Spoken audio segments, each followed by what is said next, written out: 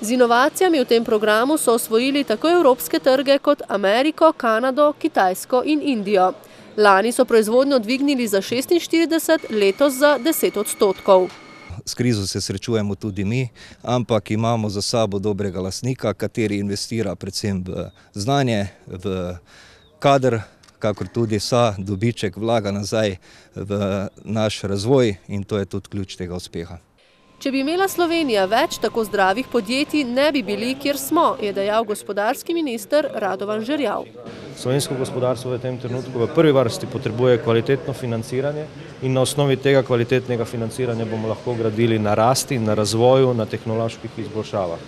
In jaz upam, da bomo vendarle tudi za sindikati našli dogovor, da tega referenduma o slabi banki ne bo. Posavsko gospodarstvo ni v tako slabi kondiciji, da bi regija potrebovala posebne ukrepe vlade. Pričakujejo le, da ne bo zavirala sprejetih razvojnih projektov, je dejal brežiški župan.